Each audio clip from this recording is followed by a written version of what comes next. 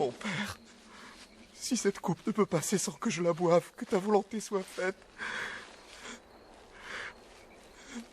Mais s'il pouvait en être autrement, j'ai si peur de ne pas pouvoir endurer cette souffrance.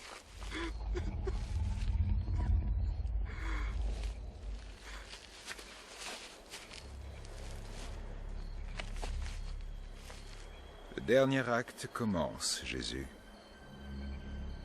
Il n'y aura pas de répit accordé par la clémence de ton Père.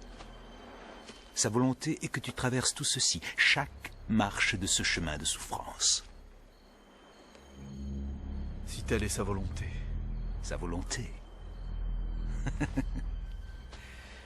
Sa volonté est que tu sois ici-bas, flagellé, abaissé, humilié, traîné dans les rues, ridiculisé, raillé, mis à l'épreuve et crucifié. Tu as vu une crucifixion, mais jamais vécu.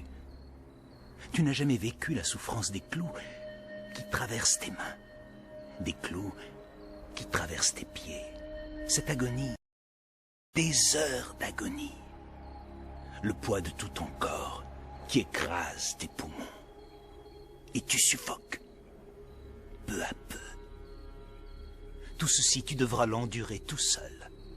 Vois tes compagnons, incapables de rester éveillés, qui s'enfuiront aussitôt que Judas se montrera. Tu sais que j'ai raison. Et tout cela en vain, Jésus. Non. Non. Pas en vain. À travers moi, Dieu va révéler son amour pour l'humanité. Dieu, l'invisible, qui sans pitié se délecte à la vue de vos enfants affamés. Dieu. Pas en vain. Aussi. En vain. À présent, regarde. Des croisades en ton nom. Jésus-Christ, crie-t-il pendant qu'il tue.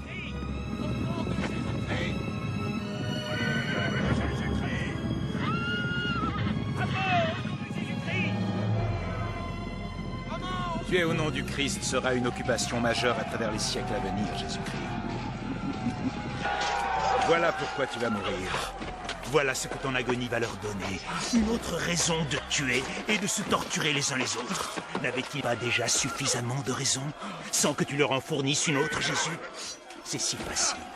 C'est si facile, Jésus. Tu n'as qu'à lui demander de venir te prendre. Une sorcière meurt en ton nom. Au nom de Jésus-Christ, notre Seigneur dans les cieux, ainsi seras-tu exécuté pour faux témoignages, pour fausses croyances, pour fausses paroles et pour avoir profané le nom de Jésus de Nazareth.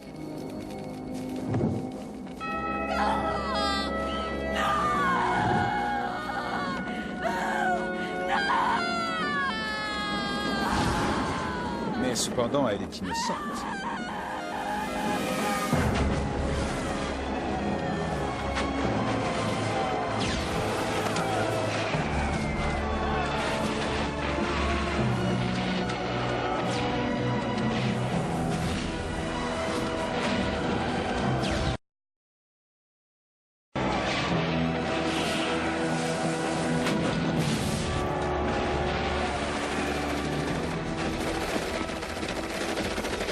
Monde en proie à la guerre.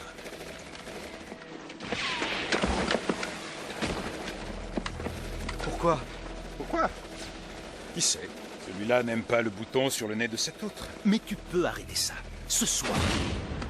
Il est encore temps. Descends de cette croix qu'ils ont dressée pour toi. Pourquoi cette agonie quand tu détiens le contrôle? Fais de cette terre un paradis, que cesse la pauvreté, la famine et la guerre. Tu peux le faire, tu en as le pouvoir dès à présent. Non, je ne peux pas. Tu peux, je le sais. C'est contraire à sa volonté. Ce n'est pas la volonté de Dieu que cesse la guerre? Mais quel Dieu est-ce là? Dieu qui a un amour tel pour les hommes qu'il leur offre la liberté de choisir.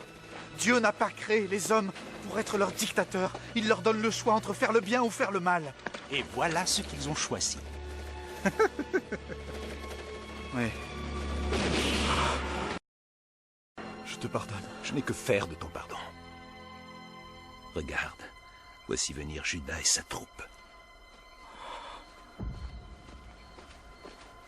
Jésus, tu n'as même pas à te prosterner devant moi. Je ne te demande pas de faire ça, alors appelle ton père et demande-lui de te délivrer. Dis-lui que tu refuses, il ne t'obligera pas à le subir, tu le sais bien, alors lève ta main et rejoins ton royaume, épargné. Fais-le, maintenant. Tu sais que ce que je t'ai montré est vrai. Tu t'apprêtes à mourir en vain. Tu ignores la portée de tout cela. Moi, je l'ai vu. Rien ne changera. Ils n'ont pas la capacité d'aimer comme tu voudrais qu'ils aiment. Ça n'arrivera pas. Alors, lève ta main. Jésus, laisse l'homme à son destin. Rejoins à présent le royaume de ton Père. Va. Ne meurs pas en vain. Ne meurs pas délaissé. Je ne suis pas délaissé. Je suis avec mon père. Tu vas mourir en vain, Jésus. Non. Je suis dans le cœur des hommes. Je mourrai pour la bienveillance éternelle de tout homme qui a été créé par le Père.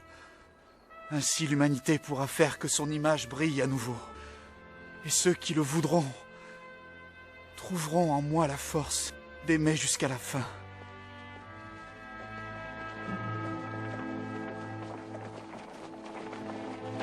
Frère, fais ce que tu dois faire.